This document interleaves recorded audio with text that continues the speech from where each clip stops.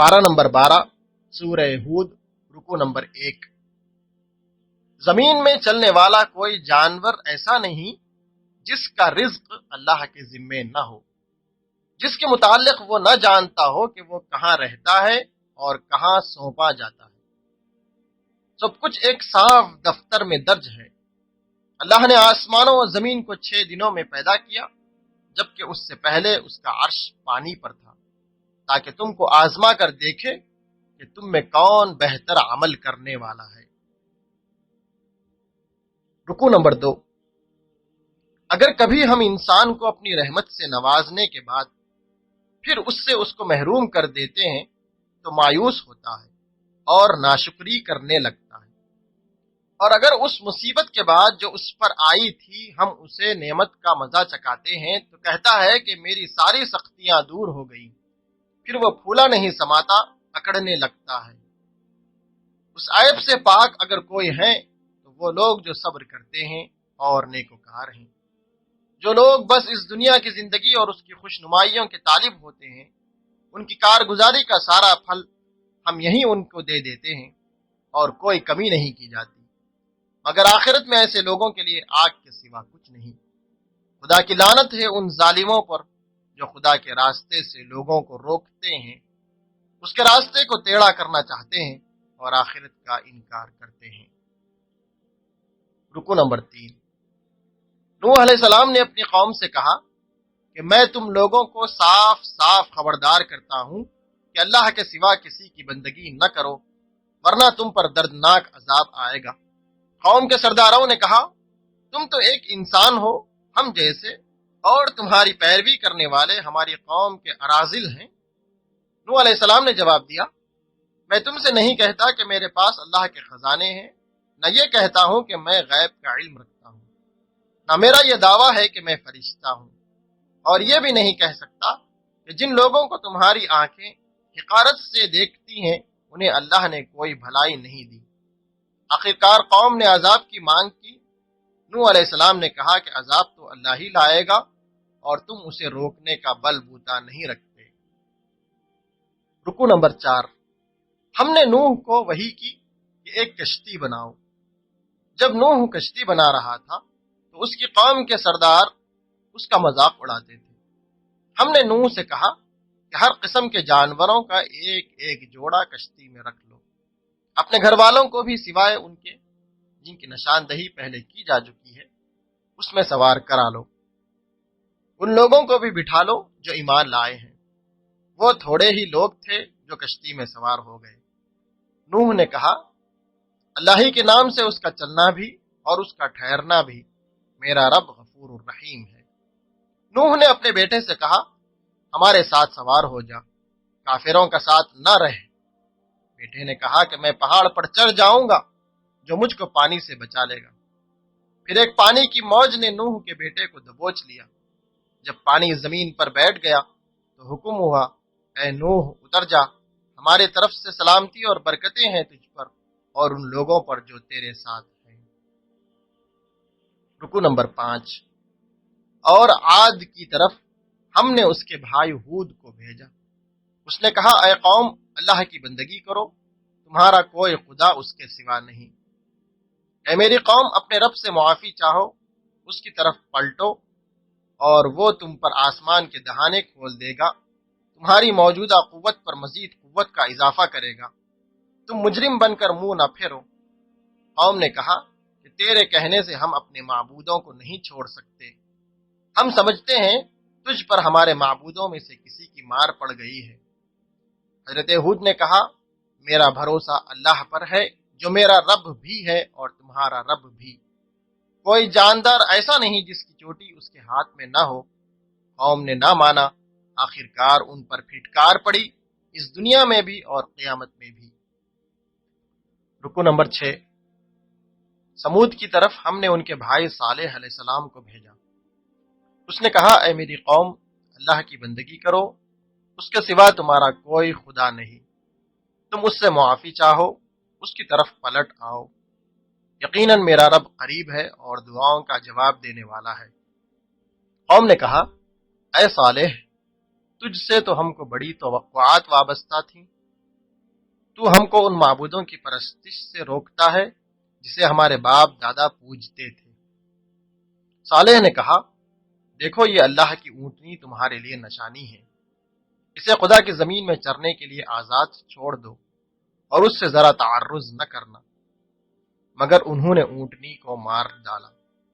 پھر اللہ نے صالح اور ایمان والوں کو بچا لیا اور ظالموں کو ایک دھماکے نے دھر لیا، اور وہ اپنی بستیوں میں ایسے برباد ہوئے جیسے وہاں کبھی بسے ہی نہ تھے۔ رکو نمبر 7۔ ابراہیم کے پاس اللہ کے فرشتے پہنچے اور اسے اسحاق اور اس کے بعد یعقوب کی خوشخبری دی۔ اس کی بیوی نے کہا، ہائے میری کمبختی، میرے ہاں اولاد ہوگی جبکہ میں بوڑھی ہو گئی اور میرے خاوند بھی بوڑھے ہو چکے۔ فرشتوں نے کہا، اللہ کے حکم پر تعجب کرتی ہے۔ اس کے بعد یہ فرشتے وہاں سے لوط کے پاس پہنچے، گورے گورے جوان لڑکوں کی شکل میں۔ پوری قوم بے اختیار لوط کے گھر کی طرف دوڑ پڑی۔ حضرت لوط نے کہا، بھائیو، تمہارے لیے یہ میری بیٹیاں موجود ہیں، اللہ سے ڈرو، میرے مہمانوں کے معاملے میں مجھے ذلیل نہ کرو۔ قوم نے کہا کہ تو جانتا ہے کہ ہم کیا چاہتے ہیں۔ فرشتوں نے حضرت لوط سے کہا کہ یہ تیرا کچھ بگاڑ نہ سکیں گے، بس تو بیوی کو چھوڑ کر اپنے اہل و عیال کو لے کر نکل جا۔ پھر صبح کے وقت ہم نے اس بستی کو تلپٹ کر دیا اور مٹی کے پتھر تابڑ توڑ برسائے۔ رکو نمبر 8۔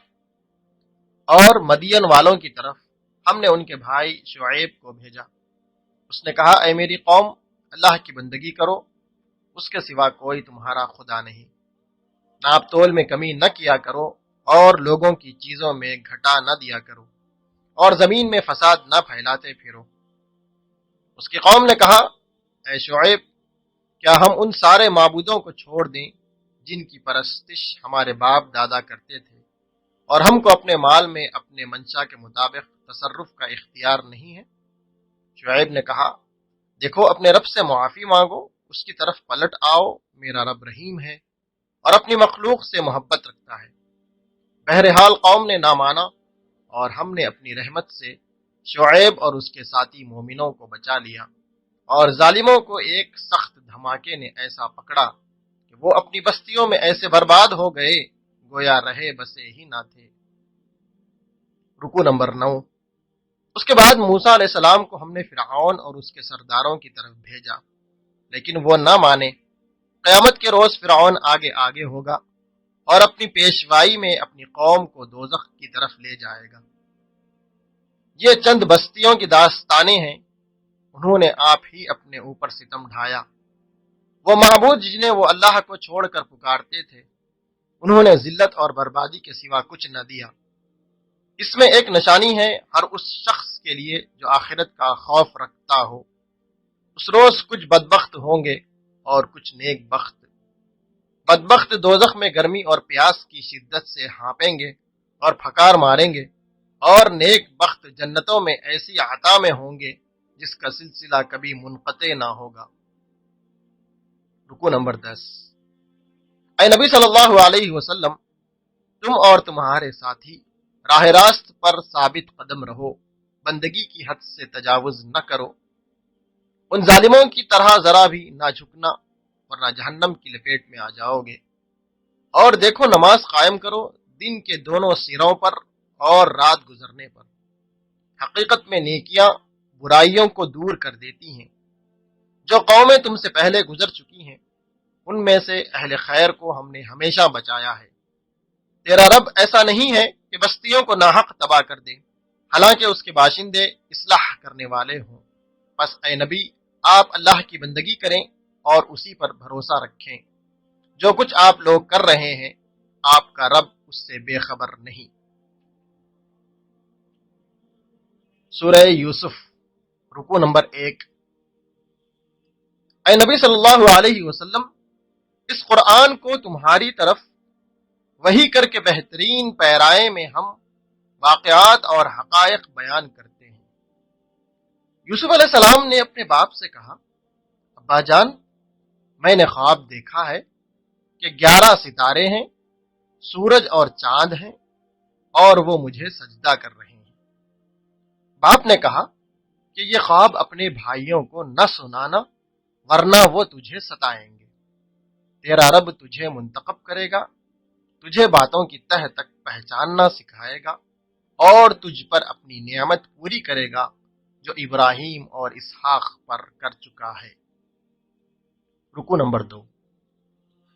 یوسف کے بھائیوں نے پروگرام بنایا کہ یوسف کو قتل کر دیں گے یا کہیں پھینک دیں گے، پھر اس کے بعد نیک بن جائیں گے۔ پھر انہوں نے یہ طے کیا کہ والد سے اجازت لے کر یوسف کو ساتھ لے جائیں گے اور ایک اندھے کنویں میں ڈال دیں گے۔ یعقوب علیہ السلام نے اندیشیوں کو ظاہر کیا، لیکن بیٹوں نے ضد کی اور کہا کہ ہم اس کی پوری حفاظت کریں گے۔ پھر اس کے بعد انہوں نے وہی کیا جو کہ سوچا تھا، اور واپس روتے ہوئے آئے اور کہا کہ ہم دوڑ کا مقابلہ کر رہے تھے کہ بھیڑیے نے یوسف کو کھا لیا، اور وہ یوسف کی قمیص پر جھوٹ موٹ کا خون لگا کر لائے تھے۔ یعقوب علیہ السلام نے کہا کہ میں صبر کروں گا اور اللہ سے مدد مانگوں گا۔ ادھر ایک قافلہ گزر رہا تھا، اس نے یوسف کو کنویں سے نکالا اور کچھ درہموں کے عوض بیچ دیا۔ رکو نمبر 3۔ مصر کا وہ خریدار جس نے اپنی بیوی سے کہا کہ اس لڑکے کو ہم بیٹا بنا لیں گے، اس طرح یوسف کو اس سرزمین میں قدم جمانے کی صورت نکل گئی۔ جب وہ جوانی کو پہنچا تو جس عورت کے گھر میں وہ تھا وہ اس پر ڈورے ڈالنے لگی اور ایک روز دروازے بند کر کے بولی، آجا۔ یوسف وہاں سے دوڑا، اس کے پیچھے عورت بھی دوڑی اور قمیص پیچھے سے پکڑ کر پھاڑ دیا۔ دروازے پر شوہر کو موجود پا کر اس نے یوسف پر الزام لگایا۔ یوسف نے صفائی پیش کی۔ کنبے والوں میں سے ایک شخص نے گواہی دی کہ اگر قمیص آگے سے پھٹا ہو تو عورت سچی اور یہ جھوٹا، اگر قمیص پیچھے سے پھٹا ہو تو عورت جھوٹی یہ سچا۔ شوہر نے دیکھا کہ قمیص پیچھے سے پھٹا ہوا ہے اور عورت کی چالاکی کو سمجھ گیا اور کہا کہ یوسف سے معافی مانگ۔ رکو نمبر 4۔ شہر کی عورتوں میں چرچا ہوا کہ عزیز کی بیوی اپنے نوجوان غلام کے اوپر فریفتہ ہے، تو اس نے تمام عورتوں کو جمع کیا اور ہر ایک کی ضیافت کے لیے پھل اور چھری رکھ دی۔ جب عورتیں پھل کاٹ رہی تھیں اس وقت اس نے یوسف کو اشارہ کیا کہ سامنے سے گزر جا۔ جب عورتوں کی نگاہ اس پر پڑی تو وہ دنگ رہ گئیں اور اپنے ہاتھ کاٹ بیٹھیں۔ عزیز کی بیوی نے کہا، یہ ہے وہ شخص جسے میں نے رجھانے کی کوشش کی مگر یہ بچ نکلا، اگر یہ میرا کہا نہ مانے گا تو قید کیا جائے گا۔ یوسف علیہ السلام نے اپنے رب کو پکارا، اے میرے رب، قید مجھے منظور ہے بنسبت اس کے کہ میں وہ کام کروں جو یہ لوگ مجھ سے چاہتے ہیں۔ اگر تو نے ان کی چالوں کو مجھ سے دفع نہ کیا تو میں ان کے دام میں پھنس جاؤں گا اور جاہلوں میں شامل رہوں گا۔ اللہ نے ان کی دعا سن لی اور عورتوں کی چالیں اس سے دفع کر دیں۔ رکو نمبر 5۔ حضرت یوسف علیہ السلام قید خانہ پہنچا دیے گئے۔ 2 غلام اور بھی ساتھ تھے۔ ایک دن دونوں نے الگ الگ خواب دیکھے۔ دونوں نے یوسف علیہ السلام کے سامنے اپنے اپنے خوابوں کو بیان کیا اور تعبیر مانگی۔ جیل خانے میں انہوں نے قیدیوں کو اللہ کی طرف بلایا، اے زنداں کے ساتھیوں، تم خود ہی سوچو کہ بہت سے الگ الگ خدا بہتر ہیں یا وہ ایک اللہ جو سب پر غالب ہے۔ اس کو چھوڑ کر تم جن کو پوجتے ہو وہ تو بس چند نام ہیں جو تمہارے باپ دادا نے رکھ لیے ہیں، جس کے لیے اللہ کی طرف سے کوئی سند نہیں ہے۔ اللہ کے سوا تم کسی کی بندگی نہ کرو، یہی ٹھیٹ طریقہ زندگی ہے۔ پھر انہوں نے ان دونوں کے خوابوں کی تعبیر بتا دی۔ رکو نمبر 6۔ ادھر بادشاہ نے خواب دیکھا اور اہل دربار سے کہا کہ اس خواب کی تعبیر بتاؤ۔ اہل دربار نے کہا کہ ہم اس طرح کے خوابوں کی تعبیر نہیں جانتے۔ وہ شخص جو یوسف کے قید خانے کا ساتھی تھا، جو دربار تک رسائی حاصل کر چکا تھا، اس نے کہا کہ مجھے یوسف علیہ السلام کے پاس بھیج دیجئے، میں اس کی تعبیر بتا دوں گا۔ حضرت یوسف علیہ السلام نے خواب کی تعبیر بتائی کہ 7 برس تک لگاتار تم کھیتی باڑی کرتے رہو گے، اس دوران جو فصلیں تم کاٹو اس میں سے بس تھوڑا سا حصہ جو تمہاری خوراک کے کام آئے نکال لو، باقی کو اس کی بالوں میں ہی رہنے دو۔ پھر اس کے بعد 7 برس بہت ہی سخت آئیں گے، اس زمانے میں وہ غلہ کھا لیا جائے گا جو تم اس وقت کے لیے جمع کرو گے۔ رکو نمبر 7، بادشاہ نے کہا کہ یوسف کو میرے پاس لاؤ۔